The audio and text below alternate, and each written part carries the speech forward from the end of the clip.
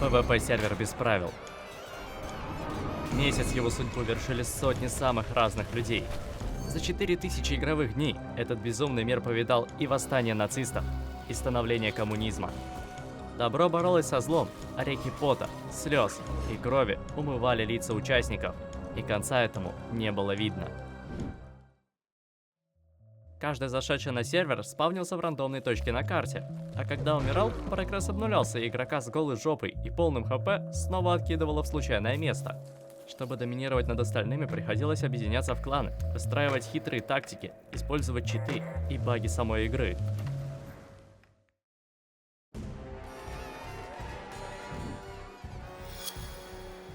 Открытие сервера прошло с размахом. Ежеминутно подключалось по нескольку человек. Вместо развития предпочитали драться. Лучше всего это получалось у Кипера. Другие не теряли времени на мордобой, а тащили в карманы все, что попадется под руку. Кто-то даже сумел найти своих тиммейтов. На третий день опасность изменилась. На место беспощадных убийц пришли лаги. На сервере находилось 64 человека, но хост был загружен на 8%. Не зная, что делать, новички начали собираться в огромные кучи. Кипер не упустил эту возможность. Незаметно гасил одного за другим. На утро от кучи осталась гора трупов. Все было похоже на жизнь первобытных людей. Кто сумел договориться и собраться в общину, развивались куда быстрее. И убийцы, подобные Киперу, им не угрожали. Они собирались у оазиса. Там устраивали лютый мордобой за звание сильнейшего. Лаги серьезно тормозили развитие. И только к 10-му дню появились первые научные машины. Дело шло к зиме, но никто не был готов.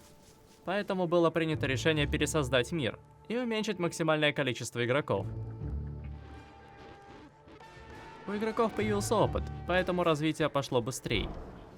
С опытом у некоторых появились и читы. Обычный набор состоял из ночного видения и взлома камеры, чтобы легче ориентироваться в пространстве. Пока уничтожал жало, вызывающие лаги, в разных уголках мира вовсю создавались полукоммунистические альянсы. Царство Мермов, рассудительные и командные игроки. Викфрид, упорно охраняющие одну точку. И кочевники, разорители мира. Любой желающий мог вступить в их ряды. Единственное требование – быть полезным.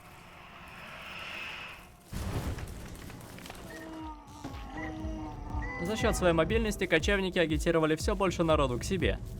Наткнувшись на Викфрид, произошла резня, победителями в которой вышли кочевники. В это время главарь болотной базы, Добро, собирал вокруг себя дружную команду. Предательством тут даже и не пахло. Гриферы и разбойники держались подаль от этой райской базы. Ну или загорали на лужайке. В другой части света кочевники грохнули пчелиную матку. Вместе с ней драконью муху. Что ж, печка зимой явно лишней не будет. Холодный вечер обещает быть неспокойным. Чем занимаются кочевники, было сложно понять. Пока бабка не достала террариум. Кому-то сегодня очень не повезет. Умрут они в муках, и никто их не вспомнит. Эта мотивирующая речь слабо подействовала. В первые 10 секунд битвы бабка скрылась. Остальным же понадобилась минута, чтобы понять, что эту битву они не вывезут.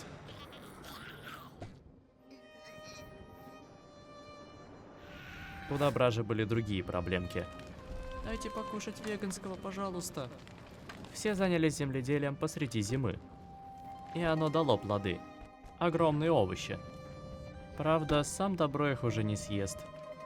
Я основал базу, жил там, но потом просто умер от голода. Теперь ему предстояло найти свою же базу. На место же главного встал Зирей, поведя команду к светлому будущему. Другие в одиночестве вовсю грабили мир. Те, кто преуспел, вложились в создание базы. На плоту. Ведь скоро начнется ночь, и на землю выйдут гриферы. Самое безопасное от них место – океан. Нудкрафту было до лампочки на морской кипиш. В одиночку построил милую базу. К нему частенько заглядывали на огонек. Ночь спустя изменилось многое. От приятной атмосферы не осталось ни следа. Мир захватили Вейберы и пауки. От базы Ноткрафта осталось пару трупов и сгоревшая елка. Базу добра это тоже коснулось. Ее выжгли под самый корень. От разрушителей пострадало не только болото, но и весь мир. Пауков было настолько много, что они вызывали лаги сервера. Но как всего за 8 часов пару игроков перевернули всю игру? Очень просто. Выбираешь Вебера, ставишь кокон, умираешь. И повторяешь процедуру до бесконечности. Начался геноцид коконов. Вместе с коконами испарилось и кое-что еще. Ресурсы. Трава сожжена. Хочешь золото? Добывай безделушки из перекати поля и обменивайся с королем свиней. Шкуры свиньи так вообще не найти. И все это из-за постоянных стычек. С дружелюбными кланами покончено. Игроки припрятали все в карманы. А как мы знаем, на сервере есть те, кто любит шастать по чужим карманам. Убийцы. С новыми силами Кипер вышел из тени. Охотился, подобно волк за зайцем. Главное его преимущество — это Эбигейл. В важный момент она не позволяла жертве отбиться.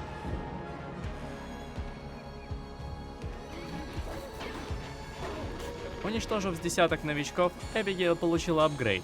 Зелье, ускоряющее ее на сутки. Теперь эту парочку боится весь сервер. Храбрый Вуди и его команда намеревались одолеть тирана. Смачную затрещину получил каждый. А Вуди так вообще умер. Оставалось только бросаться в бегство. А океан вовсю исследовался.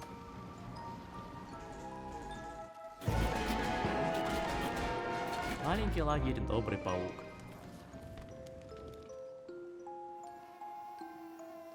Многие обзавелись тростью и мини-базой. Кипер же обзавелся целой коллекцией трупов. Из стройматериалов. На них основал свой клан на лунном острове. Попасть в него могли только сильнейшие. Разъяренная утка. Это Бифало.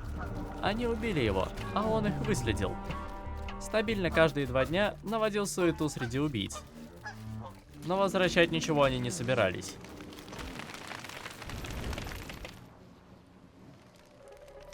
Подобрав в нужный момент, Бифало все же смог обокрасть лунную базу. Броня, оружие, 40 досок. Все это досталось ему. Куда он их реализует? Пока Бифало продолжал их терроризировать, никто не трогал сушу. И Бади, Турбо, Кот, Зирей, некогда жившие на прекрасной болотной базе, воспользовались шансом и стали сильнейшими. Их организованности следует позавидовать. В это время Ноткрафт осознал свою ошибку с постройкой общей базы, поэтому выстроил новую на плоту. Как и все, исследовал территории в надежде поживиться чем-нибудь интересным. И нашел новоиспеченную базу Зирея. Сначала их отношения немного не клеились. Но потом затусили вместе, обменялись подарками и ушли в океан.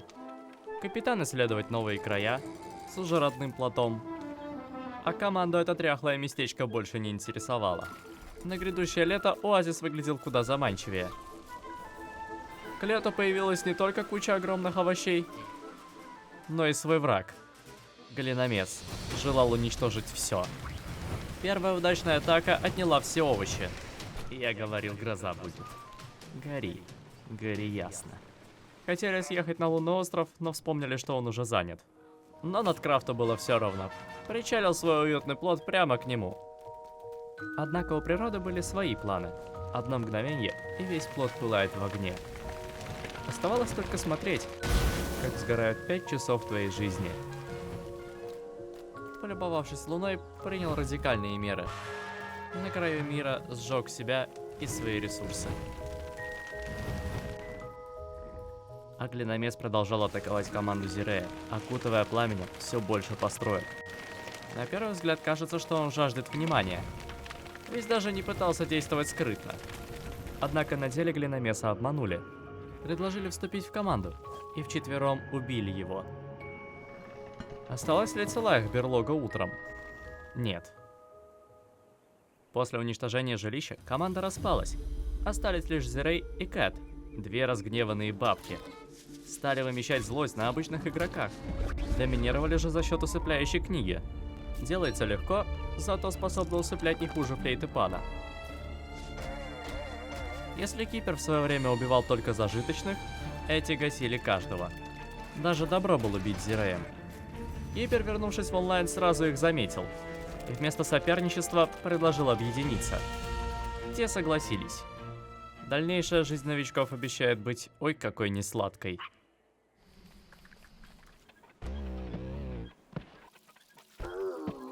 Те, кто хоть как-то преуспел на материке, хотели присоединиться к лунатикам. Однако Кипер никого больше не впускал. Якс решил взять инициативу в свои руки. Приплыл прямо к ним. Является самым старым игроком сервера. Не знаю, на что он рассчитывал съесть к убийцам. В секунду оказался в сне и получал лещей. Только выход сервера его спас. Думаю, понятно, кто стал диктовать правила сервера и ввел налоги. Все больше насилия и все меньше надежды. Глиномес пытался собрать армию против них. Правда, его арсенал — это топоры и весла. Где база Зирея? На лунном острове. И там уже нет. Каждый знал о секретной базе на Луне. Неудивительно, что ее очень скоро сожгли. Клан переехал. К бабке.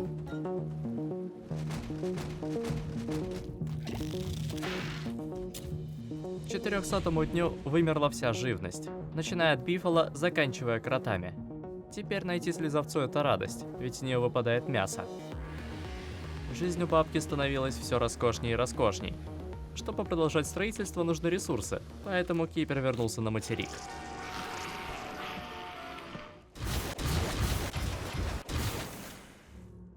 Поползли слухи, будто бы его организация называется Четвертый Рейх, а на следующий день они планируют крупномасштабное уничтожение сервера. Но не все так просто. Утром от базы осталась лишь куча мусора. Второй по счету пожар, пошатнувший главенство Кипера и Зирея. Это рук дело Робин Гуда. За ночь исследовал весь мир и уничтожил больше половины баз, а добытые ресурсы спрятал на своем корабле. Они ему еще пригодятся, ведь в этот день открываются пещеры. Теперь у всех есть возможность не только убить лунного чемпиона, но и получить самое крутое обмундирование.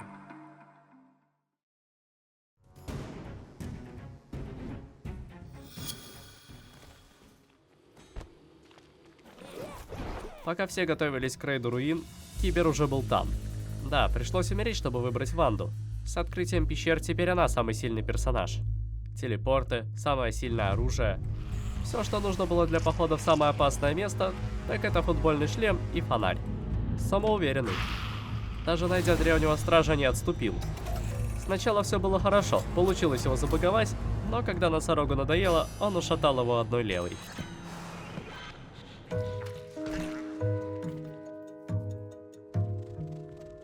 Во второй раз Кипер все же пошел с соклановцами. Подержали им фонарь и подали копье.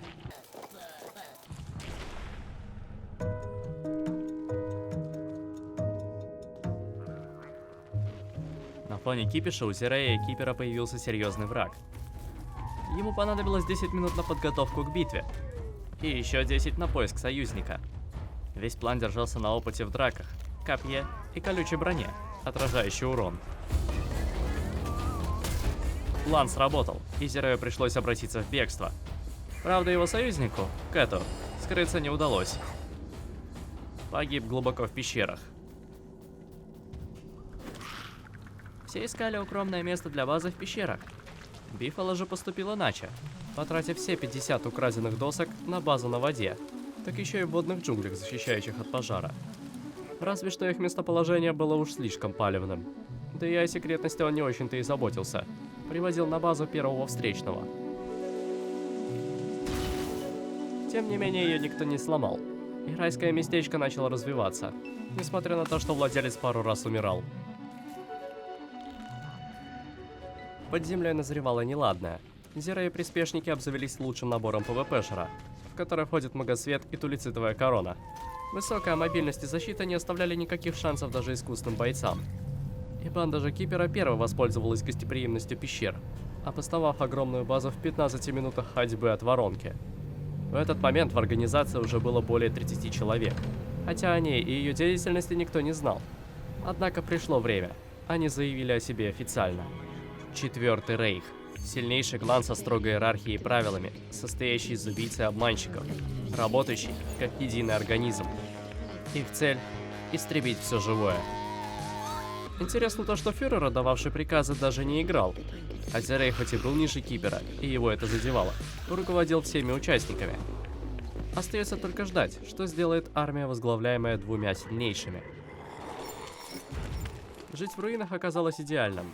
Особенно, когда с помощью портала за секунду попадаешь домой. Первая группа патрулирует, вторая отдыхает. Собираться в большие кучи, как в старые добрые, было лучшим вариантом. Одиночкой остался лишь Бифла, находясь в полной безопасности среди деревьев. Или не в полной.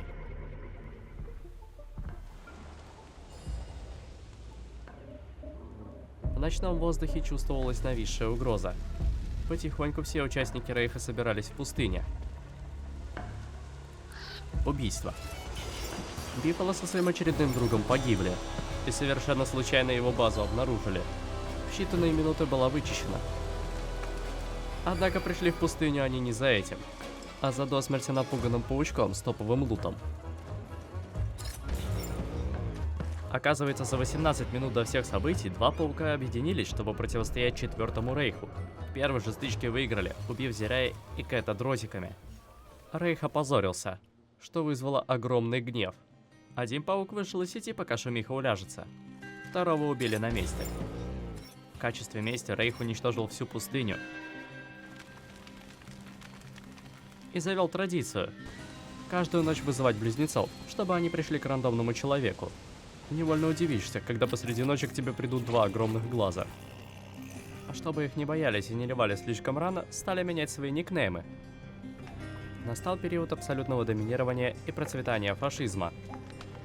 Кипер был выше этого и выступал в роли безумного ученого. Нашел баг, с помощью которого можно ходить по пустоте, и рассказал о нем своим тиммейтам. А с помощью всего одной кнопочки можно вернуться на поверхность. Теперь все пещеры будут в их владении.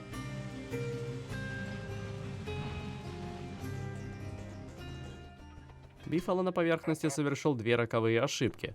Начал восстанавливать только что загриференную базу. Затем объединился с еще недавно убитым паучком. Вместе заманили добро к себе на плот.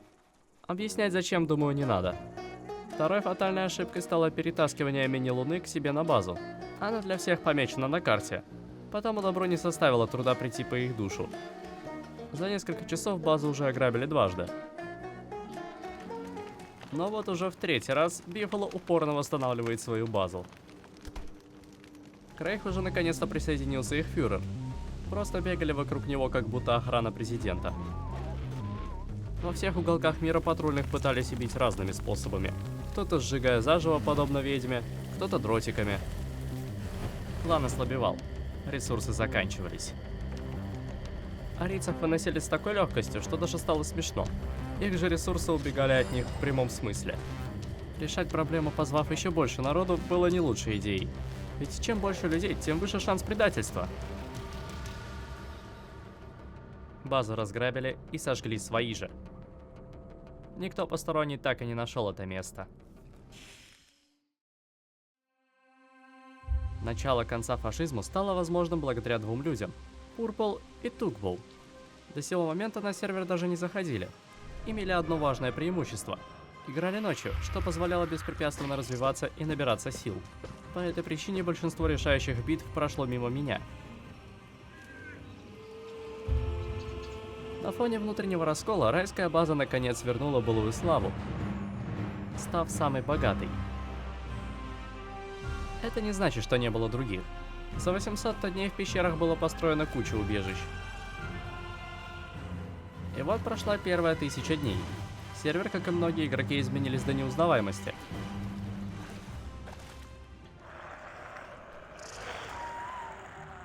Дабы вернуть Рейху былую мощь, Кипер отправился в Атриум с целью пересоздать руины, но облажался, забыв взять ресурсы для того, чтобы вылезти оттуда. Он застрял тут надолго. После неудачи с Атриумом решил ловить новичков на поверхности, а чтобы не морать руки, придумал крутую ловушку. Посохом телелокации телепортирует жертву в заранее заготовленное место. Дальше произойдет инквизиция. Сумел словить пару буржуев. Другие участники вернулись к старым добрым рейдам. Один из рядовых рейха был Кефай. Как бы то странно ни было, его приняли за изящное убийство Зирея. Еще страннее то, что по совместительству он был другом Бифала. Играть в две стороны невозможно. Кто-то будет предан. Итак, база Бифала снова разрушена. Это сделал Рейх после того, как Кефай предал и убил уже во второй раз Зирея, сказав, что с Бифала лучше. В этот день прошел мой стрим по серверу, где изначально хотели просто побегать и повеселиться. Но в итоге все как-то само собой вылилось в кровопролитную резню на 30 человек. А на другом конце мира два игрока играли в кошки-мышки. Кипер охотился на Пурплу уже третий день подряд. Трупы. Много трупов. Вот что осталось от этого места буквально через 10 минут. А затем произошло что-то удивительное. У Зирея пропала жажда насилия, и на все свои сбережения обосновал общую мегабазу. Прямо на поле битвы. Все помогали друг другу и работали во благо базы. В этот вечер главному убийце не было сделано ни одного убийства. Наоборот, помогал новичкам. Правда, Кипер после неудачной охоты не особо оценил эти перемены.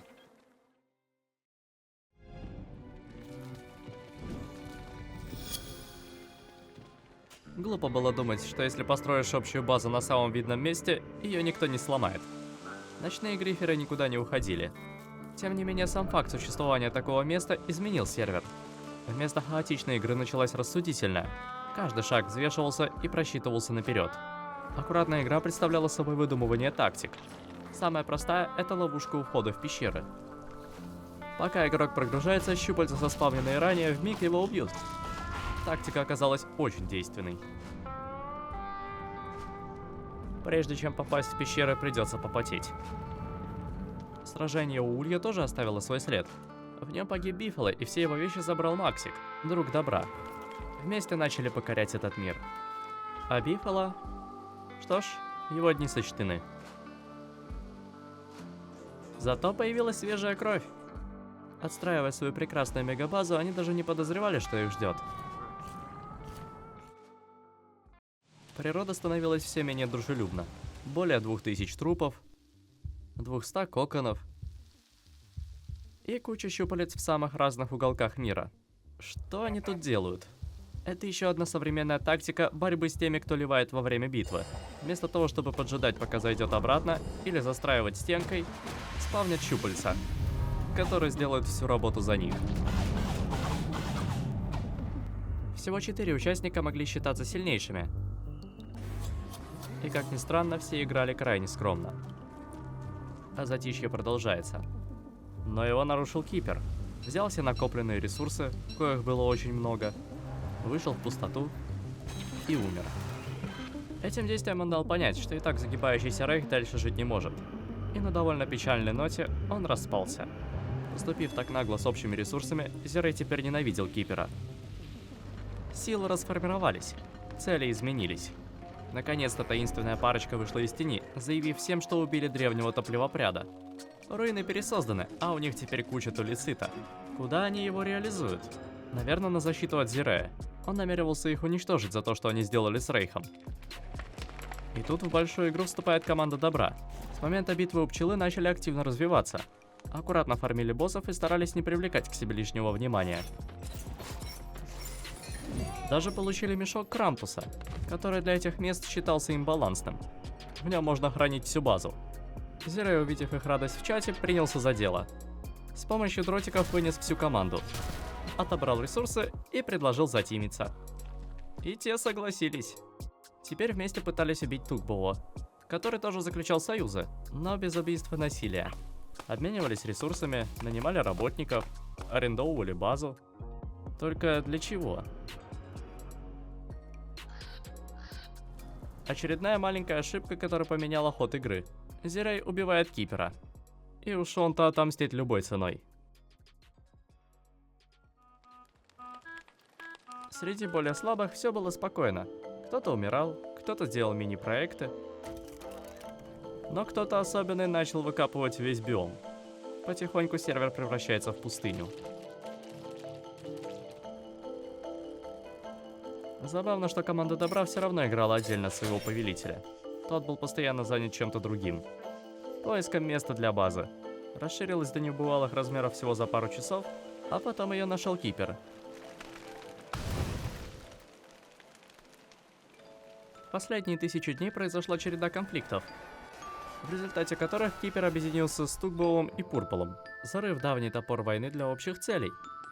Затем и Добро и его шайка к ним присоединились. Зирая бросили, и он проиграл эту войну. Оказывается, именно он в самом начале уничтожил болотную базу. Именно он спровоцировал Глиномеса. Именно он без повода терроризировал всех новичков. Насильственно сформировал клан. И по итогу оказался ни с чем и без никого. Наибольший источник хаоса потух. Все опять затихло. До 3900 дня. Появились красивые перевалочные пункты, которые никто не трогает. Их сделал Добро.